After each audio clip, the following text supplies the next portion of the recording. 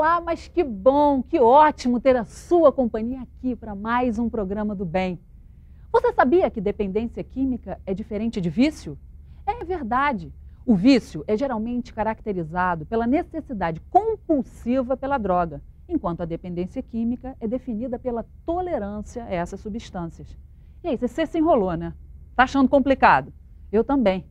Mas hoje, o nosso programa vai falar sobre esse assunto daquela maneira que você já conhece. Simples, objetiva e que você vai entender. Nós vamos conversar com um especialista que vai explicar todo esse processo, inclusive o da desintoxicação. E ainda saber a diferença entre estimulantes, sedativos, hipnóticos, analgésicos, opioides. Palavra difícil, né? Então fica aí ligadinho, porque o Responsabilidade volta já.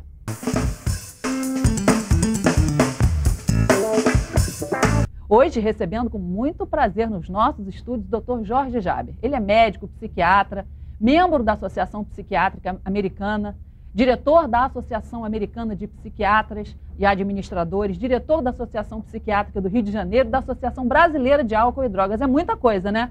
Mas não fica para trás, não. Também estamos recebendo o deputado estadual Cristino Áureo, que atualmente ocupa a pasta de secretário de Estado de Agricultura e Pecuária. Mas que prazer recebê-los aqui hoje, o doutor Jorge Jaber, Cristino Áureo. Prazer nosso. Doutor, a gente está falando sobre essa diferença, né? O que é a dependência química? É um assunto tão atual, a gente vê em novelas, a gente vê nos jornais, na televisão, fala-se tanto do tráfico de drogas. Então, dá uma aula para a gente, qual é a diferença de uma coisa e da outra? O que são essas palavras difíceis? Qual é a diferença de um sedativo? Qual é a diferença de um como é que chama? De um hipnótico, um calmante. Bom, primeiro um prazer estar aqui, né? Prazer é todo nosso. Grande companhia, né? Obrigado. E os transtornos mentais e comportamentais devido ao uso de múltiplas substâncias, esse é o nome médico que se dá, incluem o uso abusivo, por exemplo, a intoxicação aguda, que é o que acontece quando a pessoa toma um pileque, né? Ou toma uma droga que o leva à morte. Tem o uso abusivo, ou uso indevido, melhor dizendo, que é esse que a gente vê nas pessoas que estão dirigindo, no jovem que está indo para a escola e fuma um baseado. Ele está usando indevidamente, porque o uso vai trazer problemas para ele. A dependência química, que é caracterizada, como você chamou bem a atenção no início, pela tolerância e pela necessidade de consumir mais substâncias. E também temos a síndrome de abstinência, ou seja, a retirada abrupta do álcool num alcoólico pode levar até a morte. E o último problema que nós temos nessa área é aquele ligado a problemas psiquiátricos que se desenvolvem também junto com o uso de drogas. É o maior problema de saúde pública do Brasil. Nossa, do Brasil, viu, Cristiano? Porque a gente fala tanto do tráfico de drogas, né? Um negócio que está aí, atualmente, até em Macaé, na sua cidade, está havendo, né, uma ação policial fortemente organizada para combater isso. Quer dizer, é muito oportuno esse programa, né?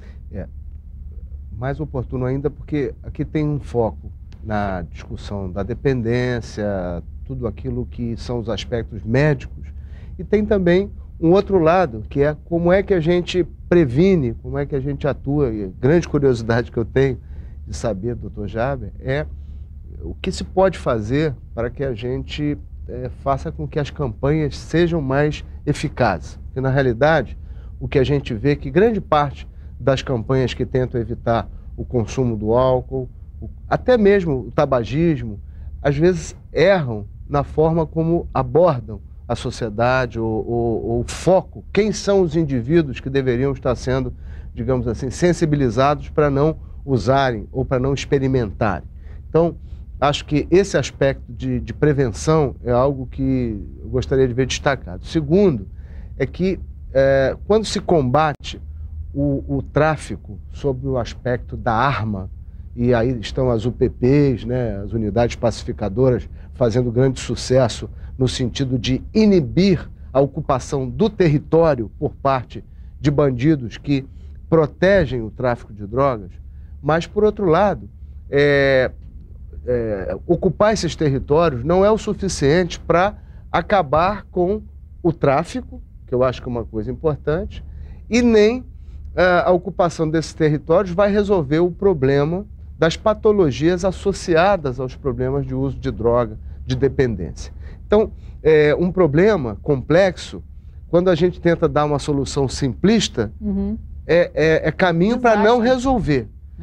Eu podendo contribuir de alguma maneira para fazer com que isso vire legislação, ou que a gente possa propor, não só na Assembleia, mas no próprio governo, ações que a gente possa conduzir, acho que esse é um caminho, talvez, para tratar um problema dessa envergadura com alguma perspectiva de solução. Um ponto fundamental que nós temos que encarar é que o advento do uso de substâncias químicas sobrecarrega o orçamento do governo. Ou seja, juntaram-se aquelas doenças normais, sarampo, catapora, doenças comuns da infância, próprio dengue, as doenças que nós temos normalmente no Estado, além dessas doenças, agora tem uma doença que cresce assustadoramente e não há verba, não há previsão para isso. Então, uma parte dessa solução tem que vir da solidariedade, da doação, tem que vir da comunidade. Então, a comunidade, o cidadão deve procurar se aproximar de instituições que prestem serviços voluntários, que ajudem. É claro que a gente não deve esquecer o papel do governo, mas é muito importante a existência da solidariedade nesse tipo de doença. Nós vemos que em situações muito graves pelo mundo, quando há uma catástrofe, surgem logo voluntários. Voluntários naquela tsunami, que o pessoal caiu dentro da mina e apareceu gente dos Estados Unidos, da Alemanha, e agora no Japão e no Chile também. Então aparecem voluntários do mundo inteiro. Aqui no Rio de Janeiro, nós precisamos de voluntários para ajudarem a nós fazermos a prevenção e ao tratamento desses doentes. Ô, Cristina, é porque não há dinheiro suficiente, como ele está dizendo. Num estado, eu não estou falando no Rio de Janeiro, nunca haverá dinheiro suficiente para resolver todos os problemas, né? Porque muitas vezes o fator não está no recurso financeiro.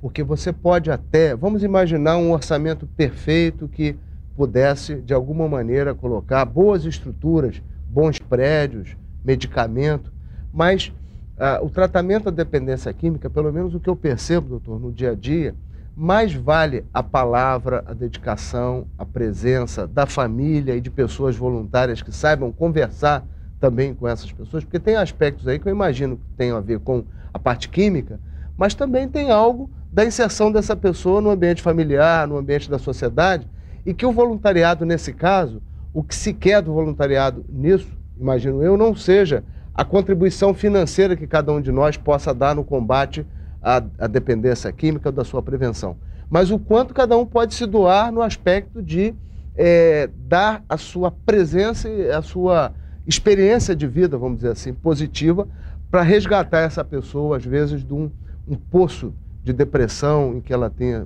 sido mergulhada por várias razões. Aí eu queria até te ouvir um pouco. Como é que se associa esse fenômeno da dependência química e do problema real ou imaginário que uma pessoa pode estar vivendo?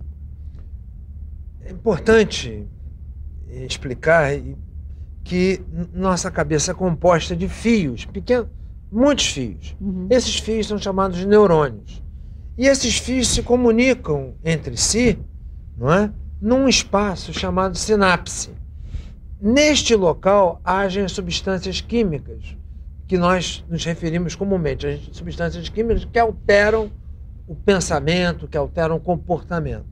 Então, quando a pessoa começa a usar essa droga, ela altera a condução do pensamento. Entendi. Então, todo esse transtorno de comportamento que a gente vê não é mau caratismo, não é má índole, não é preguiça, não é safadeza, não é bandidagem. É alteração do funcionamento do cérebro. É uma doença cerebral. E é interessante porque essa doença responde a medicamento, a remédio, mas responde também a tratamento verbal.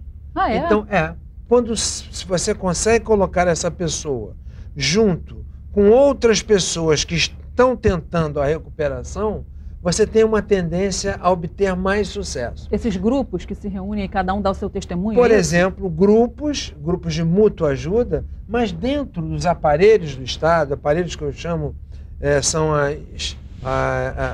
as facilidades, as casas que o Estado tem, que são abrigos, principalmente, os abrigos que eu tenho visitado, que são razoavelmente bons. Eu vi coisa aqui no estado do Rio de Janeiro melhor do que eu vi em Nova York. É mesmo? Eu vi abrigo para menor de melhor qualidade no Rio de Janeiro do que em Nova York. Ali dentro já dá para você levar 4 pessoas especialistas que podem fazer esse trabalho. E aí, eu tenho que também concordar com o secretário com o seguinte, essas pessoas que eu vejo trabalhando dentro desses abrigos, esses abnegados, eles têm uma habilidade, eles têm um recurso pessoal humano e eles não são muito ouvidos. Se der um pouquinho mais de atenção a esses funcionários que trabalham junto aos jovens, junto às pessoas dependentes, o resultado pode ser muito melhor. Cristiano, é bom, estou adorando esse teu testemunho, porque normalmente a gente só vê notícia ruim falando mal dos governos, né? Então, quando um médico importante fala uma coisa dessa, falando bem do governo, a gente fica satisfeito porque tem poucos programas para divulgarem as coisas boas que acontecem, né? Então, você que faz parte. Sim. O doutor Jorge Jaber toca aqui num ponto importante, que é o seguinte, algumas estruturas do Estado, como o caso do DEGASE, que sempre foi a 20ª prioridade, hoje tem um tratamento, vem sendo recuperado, tem um trabalho feito junto com o Rio Solidário, a primeira-dama, Adriana Anselmo, se empenhou pessoalmente nisso, o governador deu todo o apoio, a integração com a Secretaria de Educação, com as demais secretarias que podem, de alguma maneira, contribuir na ressocialização de jovens, e o tratamento é muito mais humano e tem muito mais essa presença da principal preocupação hoje entre a juventude, sem dúvida alguma, é a dependência química e a criminalidade associada a isso. Então, se diz jovens em conflito com a lei, né, que são aqueles que, de alguma maneira, desviaram do caminho em alguma situação, e a gente perdeu a sensibilidade para ver que esses jovens, se na infância a gente já começa a encaminhar bem as coisas, se a educação passa a receber algum tipo de atenção na pré-escola, enfim, isso tudo é um encaminhamento que se dá. Agora, tendo em vista que falhou esse conjunto de instituições no passado, nós temos que tratar o momento que temos hoje.